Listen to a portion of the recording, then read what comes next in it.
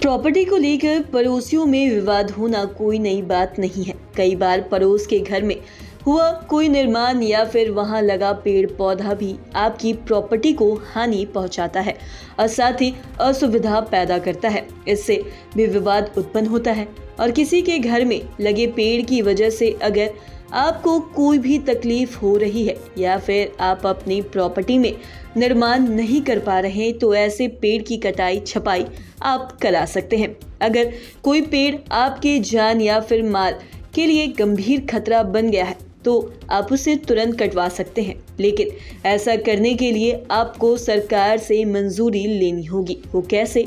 आपको बता दें कि घर, मकान या फिर प्लॉट को अंचल संपत्ति माना गया है और साथ ही सरल शब्दों में अंचल संपत्ति का मतलब होता है ऐसी संपत्ति जिसे एक स्थान से दूसरे स्थान पर नहीं ले जाया जा सकता।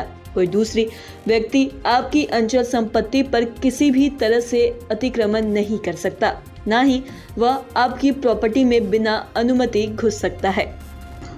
जो संपत्ति आपके पास में है उस भूखंड या फिर मकान ही नहीं बल्कि उसके ऊपर के हवाई क्षेत्र पर भी कोई अतिक्रमण नहीं कर सकता।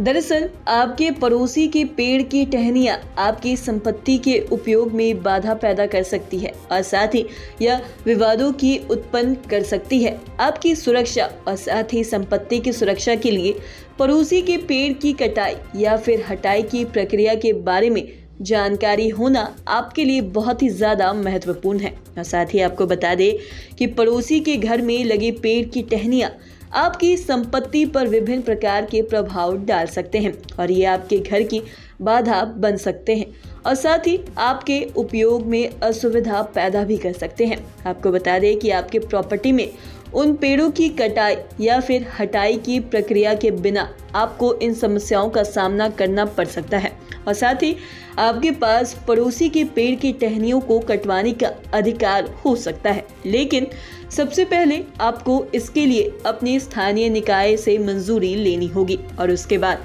आपके घर में पेड़ से आने वाले खतरे के आधार पर आप उन्हें कटवा भी सकते हैं।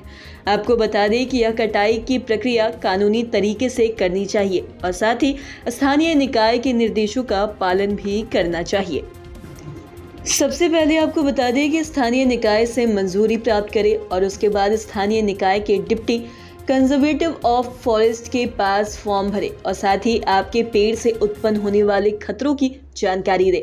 आपको बता दें कि आवेदन के बाद स्थानीय निकाय से आपको पेड़ की कटाई की अनुमति मिलेगी और उसके बाद अनुमति प्राप्त करने के बाद आपको पेड़ की कटाई का आयोजन करना होगा और साथ ही यह कटाई कानूनी और साथ ही सुरक्षित तरीके से करना चाहिए। अगर पेड़ आपके जीवन और माल के लिए खतरा पैदा कर रहा है तो आपको तुरंत स्थानीय प्रशासन को सूचित करना होगा और साथ ही वो आपकी सुरक्षा के लिए आवश्यक कदम उठाएंगे और साथ ही पेड़ को तुरंत हटाने का निर्णय भी ले सकते हैं। साथ ही आपको बता दें कि पेड़ों की टहनियां की जो सही प्रबंध से आपकी संपत्ति की सुरक्षा सुनिश्चित की जा सकती है और स्थानीय निकाय के मार्गदर्शन का पालन करते हुए आप पेड़ों की कटाई या फिर हटाने की कदमों को सही तरीके से उठा सकते हैं और साथ ही आपकी संपत्ति की सुरक्षा को बनाए भी रख सकते हैं। साथ ही आज के इस वीडियो में इतना ही। अगर आपने अब तक हमारे चैनल को सब्सक्राइब नहीं किया तो तुरंत कर ले। साथ ही हमारे फेसबुक पेज को लाइक करें। वीडियो देखने के लिए आपका धन्यवाद।